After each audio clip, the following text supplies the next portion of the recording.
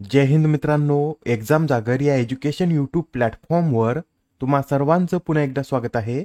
मित्रांनो, या आधीच्या सत्रामध्ये तुमच्यासाठीचा प्रश्न होता, मेघालय राज्याच्या पहिल्या महिला पोलीस प्रमुख म्हणून कोणाची नियुक्ती करण्यात आली. या प्रश्नाचं योग्य उत्तर आहे पर्याय क्रमांक 2 म्हणजेच इच्छिशा नॉनग्रांग यांची मेघालय राज्याच्या पहिल्या महिला पोलीस प्रमुख म्हणून नियुक्ती करण्यात आलेली आहे. याबरोबरच त्या हे पद भूषवणाऱ्या मेघालय राज्यातील पहिल्या महिला आदिवासी देखील ठरलेल्या आहेत. त्या या पदावर कधीपर्यंत कार्य करतील तर 2026 पर्यंत त्या या पदावर कार्य करतील. आजच्या सत्राचा पहिला प्रश्न पहा. पंतप्रधानांच्या आर्थिक सल्लागार परिषदेद्वारे प्रकाशित करण्यात आलेल्या अहवालानुसार सन 1950 ते 2015 या काळामध्ये देशातील हिंदूच्या लोकसंख्येमध्ये किती टक्क्यांनी घट झाली आहे. तर हा जो अहवाल आहे या अहवालातील माहितीनुसार 1950 ते 2015 या काळामध्ये देशातील हिंदूच्या संख्येत ही 7.82 टक्क्यांनी घट झालेली आहे. किती टक्क्यांनी तर 7.82 टक्क्यांनी घट झाली आहे. व 1950 मध्ये जी हिंदूंची लोकसंख्या 84.68 टक्के इतकी होती त्यात घट होऊन ती 2015 मध्ये 78.06 टक्के इतकी झाली आहे. तर याच काळात देशातील मुस्लिम लोकसंख्येमध्ये 43.15 टक्क्यांची वाढ पाहण्यास मिळालेली आहे व 1950 मध्ये 9.84 टक्के असलेली मुस्लिम लोकसंख्या ही 2015 मध्ये 14.09 टक्के इतकी झालेली आहे. हा जो अहवाल आहे हा धार्मिक अल्पसंख्याकांचे प्रमाण संपूर्ण देशभरातील विश्लेषण या नावाखाली प्रकाशित करण्यात आला होता व या अहवालातील निष्कर्ष शामिका रवी यांच्या अध्यक्षतेखालील गटाने नोंदवलेली आहेत. या अहवालात विविधतेला चालना देण्यासाठी देशात पोषक वातावरण आहे असं सुद्धा नमूद करण्यात आलं. मित्रांनो, आता ही आकडेवारी नोट करून घ्या. 1950 मध्ये हिंदू 84.68 टक्के होते, त्यात 2015 मध्ये घटून ते 78.06 टक्के इतके झाले आहेत. मुस्लिम लोकसंख्या ही 1950 मध्ये 9.84 टक्के इतकी होती, त्यात वाढ होऊन आता ती 14.09 टक्के इतकी झाली आहे. ख्रिस्ती धर्मियांची लोकसंख्या 2.24 टक्के इतकी होती, त्यातही वाढ होऊन ती 2.36 टक्के इतकी झाली आहे. शीखांची लोकसंख्या 1.24 टक्के होती, त्यात वाढ होऊन ती 1.85 टक्के झाली आहे. तर पारशी धर्मियांची लोकसंख्या ही 1950 सालीपेक्षा आता अजून कमी झालेली आहे. प्रश्न क्रमांक 2. भारत आणि इराण यांनी चाबहार बंदरासाठी 10 वर्षांच्या करारावर स्वाक्षरी केली, तर या करारानुसार भारताला कोणते टर्मिनल चालवण्याचे कंत्राट मिळालं आहे. मित्रांनो, हे जे चाबहार बंदर आहेत यात एकूण 2 टर्मिनल असून भारताला यापैकी शाहिद बेहेस्ती या टर्मिनलचं कंत्राट मिळालेलं आहे. दुसऱ्या टर्मिनलचं नाव काय आहे तर शाहिद कलंतरी असं त्या दुसऱ्या टर्मिनलचं नाव आहे. इथे लक्षात ठेवा, भारताला शाहिद बेहेस्ती या टर्मिनलचं कंत्राट मिळालेलं आहे व भारताद्वारे चालवले जाणारे हे पहिलेच आंतरराष्ट्रीय बंदर टर्मिनल असणार आहे. मित्रांनो, हा जो टर्मिनल चालवण्याचा करार आहे हा करार इंडिया पोर्ट ग्लोबल लिमिटेड आणि इराणच्या पोर्ट्स अँड मेरिटाईम ऑर्गनायझेशन मध्ये झाला आहे. या कराराच्या वेळी केंद्रीय बंदरे, जहाज आणि जलमार्ग मंत्री सर्वानंद सोनोवाल देखील तेथे उपस्थित होते. आता या करारानुसार इंडिया पोर्ट्स ग्लोबल लिमिटेड ही कंपनी चाबहार बंदरात एकूण $120 दशलक्ष गुंतवणूक करणार आहे. बरं, हे जे चाबहार बंदर आहे याच्या निर्मितीसाठी भारत आणि इराण या देशांनी कधी करार केला होता तर 2018 मध्ये या चाबहार बंदर निर्मितीसाठी भारत आणि इराण या दोन्ही देशांनी करार केला होता. एक्झाम मध्ये आपल्याला असं सुद्धा विचारलं जाऊ शकतं की चाबहार हे बंदर कोणत्या देशामध्ये आहे तर चाबहार हे बंदर इराण या देशात स्थित आहे. प्रश्न क्रमांक 3. भारताचा 85वा ग्रँडमास्टर कोण बनला आहे. या प्रश्नाचं योग्य उत्तर आहे पर्याय क्रमांक 2 म्हणजेच पी श्यामनिखिल हा भारताचा 85वा ग्रँडमास्टर बनलेला आहे. ग्रँडमास्टर ही कोणती स्पर्धा नसून हा किताब आहे व हा किताब बुद्धिबळामधील 3 नॉर्म पूर्ण करणाऱ्या खेळाडूला देण्यात येतो. हे जे पी श्यामनिखिल आहेत यांनी 12 वर्षापूर्वीच 2 नॉर्म पूर्ण केले होते व आता 12 वर्षानंतर त्यांनी 3रा नॉर्म पूर्ण करत वयाच्या 31व्या वर्षी त्यांनी ग्रँडमास्टर हा किताब मिळवलेला आहे. हे जे पी श्यामनिखिल आहेत हे कोणत्या राज्याचे रहिवासी आहेत तर ते तामिळनाडू या राज्याचे रहिवासी आहेत. मित्रांनो, याआधी 84व्या ग्रँडमास्टर कोण बनल्या होत्या तर आर्वेशाली या भारताच्या 84व्या ग्रँडमास्टर बनल्या होत्या व ग्रँडमास्टर बनणाऱ्या त्या भारताच्या 3ऱ्याच महिला आहेत. प्रश्न क्रमांक 4. युनेस्कोच्या memory of the world Asia Pacific regional रजिस्टरमध्ये भारतातील कोणत्या साहित्यांचा समावेश करण्यात आला. मित्रांनो, ही जी memory of the world Asia Pacific regional register आहे यामध्ये सांस्कृतिक वस्तूंचा समावेश करण्यात येतो व आता या रजिस्टरमध्ये भारतातील रामचरितमानस, पंचतंत्र व सहृदय लोकलोकन या 3ही साहित्यांचा समावेश करण्यात आलेला आहे.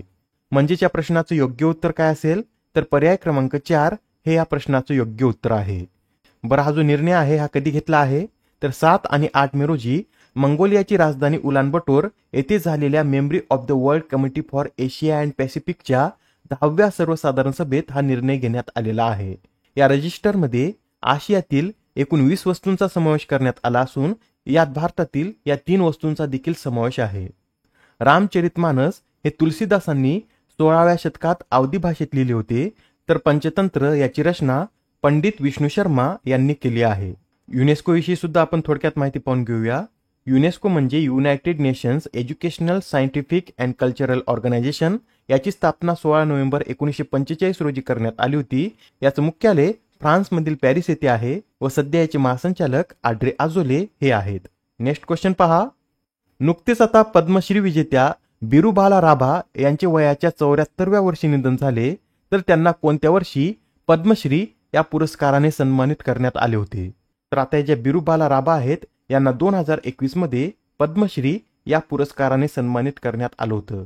त्यांच्याविषयी सांगायचं झालं तर त्यांनी अंधश्रद्धा आणि जादूटोणा विरोधात आवाज उठवून आसाम राज्यात अंधश्रद्धा आणि जादूटोणा कायदा लागू करण्यात महत्त्वाचं योगदान दिलेलं आहे. त्यांच्याच प्रयत्नातून आसाम जादूटोणा प्रतिबंध आणि संरक्षण कायदा 2005 हा आसाममध्ये लागू करण्यात आला आहे. याबरोबरच अजून एक निधन वार्ता नोट करून घ्या. नुकतेच आता पंजाबचे प्रसिद्ध कवी आणि साहित्यिक सुरजीत पातर यांचे सुद्धा निधन झाले आहे. त्यांच्या निधनानंतर पंजाबच्या मुख्यमंत्र्यांनी त्यांच्या नावावर राज्यात पातर पुरस्कार सुरू करण्याची घोषणा केली व या पुरस्कारामध्ये विजेत्याला 1 लाख रुपये देण्यात येणार आहेत. सुरजीत पातर यांना काही पुरस्कार मिळाले आहेत ते सुद्धा नोट करून घ्या. त्यांना साहित्य अकादमी पुरस्कार, पंचनद पुरस्कार आणि कुसुमाग्रज साहित्य पुरस्काराने देखील सन्मानित करण्यात आलं होतं व 2012 मध्ये सरकारने त्यांना पद्मश्री या पुरस्काराने देखील सन्मानित केलं होतं. आता हा प्रश्न पहा. जागतिक हायड्रोजन समिट 2024चं आयोजन कोणत्या देशात करण्यात येत आहे? ही जी जागतिक हायड्रोजन समिट आहे याचं आयोजन नेदरलँड या देशामध्ये करण्यात येत आहे. ही समिट 13 मे रोजी सुरू झाली असून 15 मे पर्यंत ही समिट चालणार आहे. बरं, नेदरलँडमधील कोणत्या शहरात ही समिट आयोजित करण्यात आली आहे? तर नेदरलँडमधील रॉटरडॅम येथे या समिटचं आयोजन करण्यात आलं आहे व या समिटमध्ये भारताने स्वतःचे पवेलियन सुद्धा सुरू केले असून या पवेलियनचं उद्घाटन नवीन आणि नवीकरणीय ऊर्जा मंत्रालयाचे सचिव भूपेंदर येसभल्ला यांच्या हस्ते करण्यात आलं होतं. प्रश्न क्रमांक 7. टाटा इलेक्ट्रॉनिक्सच्या अध्यक्षपदी कोणाची नियुक्ती करण्यात आली? तर आता टाटा इलेक्ट्रॉनिक्सचे अध्यक्ष म्हणून एन चंद्रशेखरन यांची नियुक्ती करण्यात आलेली आहे. एन चंद्रशेखरन हे सध्या टाटा सन्सचे अध्यक्ष म्हणून कार्यरत आहेत. याबरोबरच आता त्यांच्यावर टाटा इलेक्ट्रॉनिक्सच्या अध्यक्षपदाची सुद्धा जबाबदारी सोपविण्यात आली आहे. मित्रांनो, एन चंद्रशेखरन यांच्याविषयी हे सुद्धा लक्षात ठेवा. त्यांना 2022 मध्ये पद्मभूषण पुरस्काराने सन्मानित करण्यात आलं होतं. यासह अजून 2 नियुक्त्या नोट करून घ्या. नुकतेच आता लार्सन अँड ट्युब्रो या समूहाचे नवे अध्यक्ष म्हणून आर शंकर रमन यांची नियुक्ती करण्यात आली आहे. तर राष्ट्रीय ज्यूट बोर्डाचे सचिव म्हणून शशी भूषण सिंह यांची नियुक्ती करण्यात आली. आता हा प्रश्न पहा. यात काय विचारला आहे? अलीकडेच कोणत्या देशाला आईद्वारे बाळामध्ये होणाऱ्या HIV आणि सिफिलिसचे संक्रमण दूर करण्यासाठी WHO प्रमाणपत्र देण्यात आलं आहे?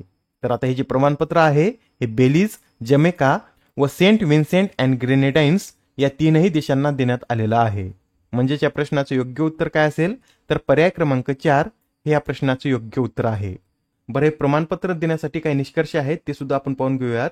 ज्या देशांनी I2 बाळ HIV प्रसार दर 5% कमी केला आहे, तसेच 90 पेक्षा जास्त गर्भवती महिलांना प्रसूतीपूर्व काळजी आणि अँटीरेट्रोव्हायरल उपचार प्रदान केले आहेत, ज्या देशात प्रति 1 लाख नवजात मुलांमध्ये जन्मजात सिफिलिसची संख्या 50 पेक्षा कमी आहे, तसेच प्रति 1 लाख जिवंत जन्मामागे 500 पेक्षा कमी HIV दर गाठलेल्या देशांना असे प्रमाणपत्र देण्यात येते. आजच्या सत्रामधील शेवटचा प्रश्न पहा. दरवर्षी आंतरराष्ट्रीय कुटुंब दिवस कधी साजरा केला जातो? तर आता हा जो आंतरराष्ट्रीय कुटुंब दिवस आहे हा दरवर्षी 15 मे रोजी साजरा केला जातो व यावेळेसच्या या दिवसाची theme families and climate change अशी आहे. आजच्या सत्रामधील तुमच्यासाठीचा प्रश्न पहा. आर्थिक थिंक टँक GTRच्या आकडेवारीनुसार भारताच्या पहिल्या 5 व्यापारी भागीदार देशांचा योग्य उत्तरचा क्रम लावा. आता या प्रश्नाचं उत्तर कमेंटमध्ये देण्याचा प्रयत्न करा.